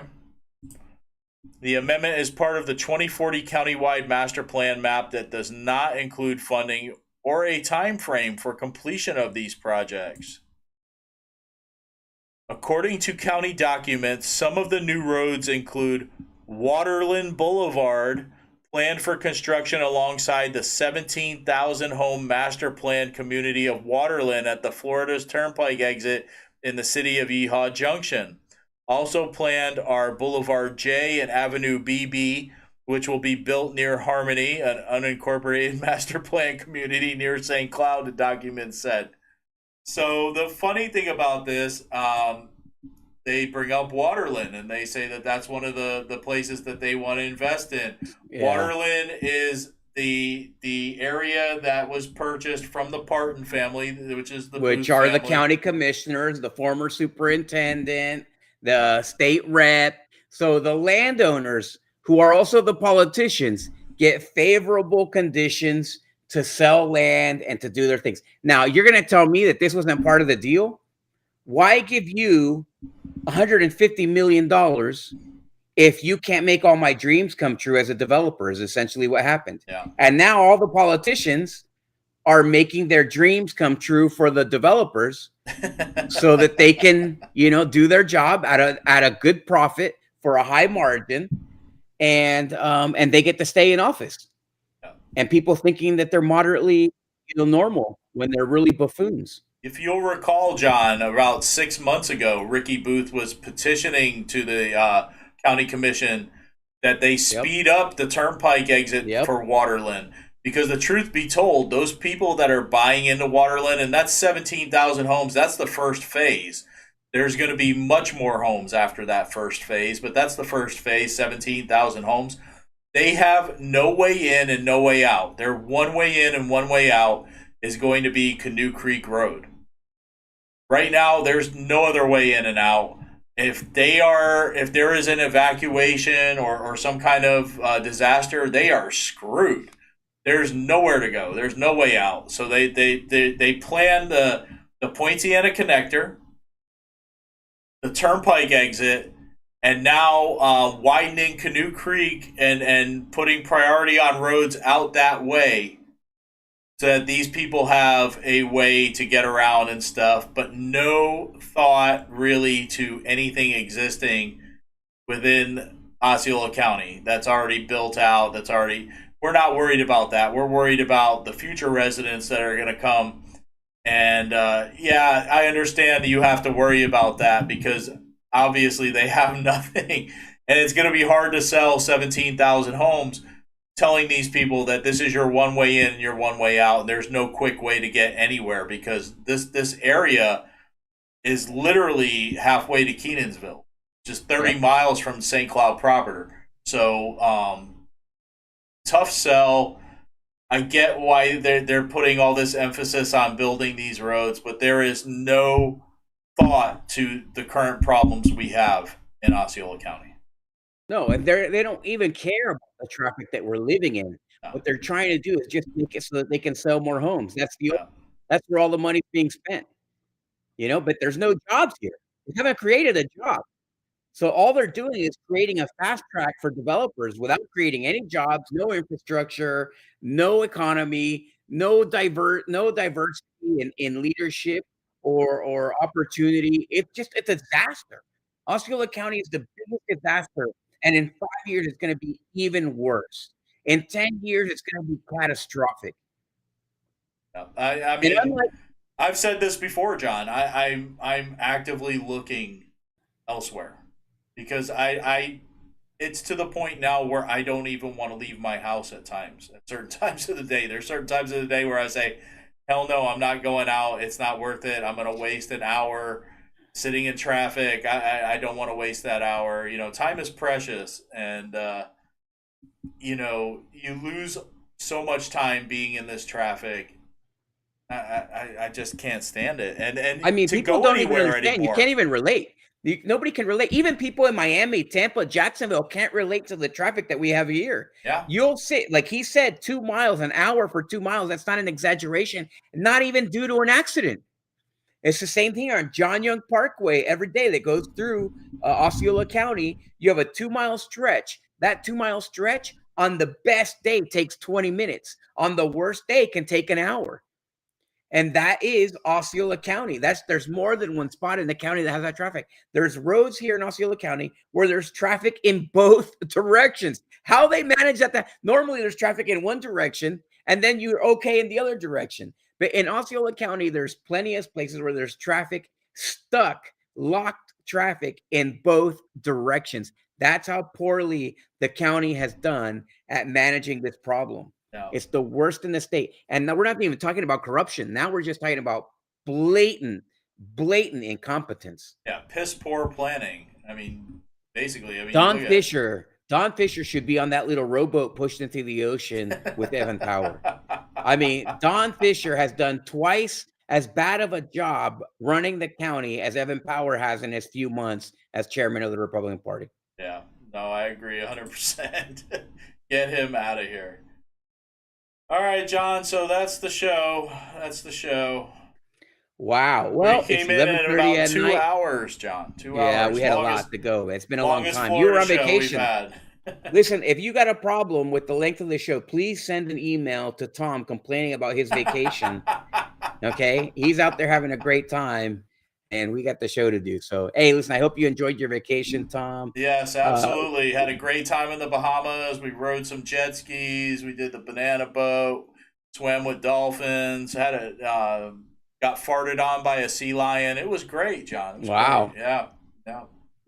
Did it smell like a rhino? What did that smell like? So, listen, we love you. I didn't want to smell that fart, man, but we love you. It smells was like beautiful fish. weather down there. Beautiful water. We had a great time. Yeah. Well, welcome back. Thank you. Got a tan. Yeah, I got it. Well, listen, we really appreciate you watching the show, being with us. We had a whole bunch of followers. Again, our numbers are higher than they've ever been. We really appreciate you guys. We love you. Merry Christmas. God bless you. Happy Hanukkah if you celebrated that.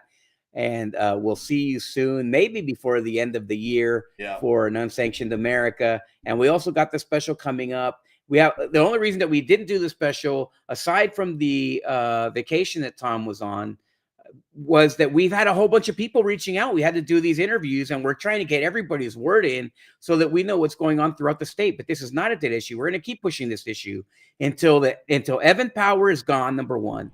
And we have a list of demands, which includes holding the party leaders to a moral standard, which is, I think, it's the most important thing that we can do right now to capitalize on our victories on the conservative side.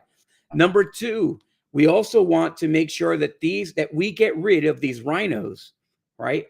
And number three, that we get rid of the lobbyists and the dark money, the bad actors, get rid of people like Anthony Pedicini, who is a real jerk, who destroys more Republicans, good conservatives, than he helps people win elections.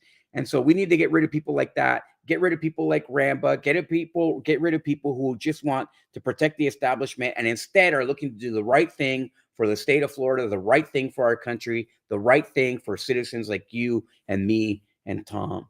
So thank you. Merry Christmas. We love you. Merry Christmas. On my behalf, former school board member John Arguello, my great friend over here, citizen Tom Lord. Thank you. God bless you. We'll see you in a few days.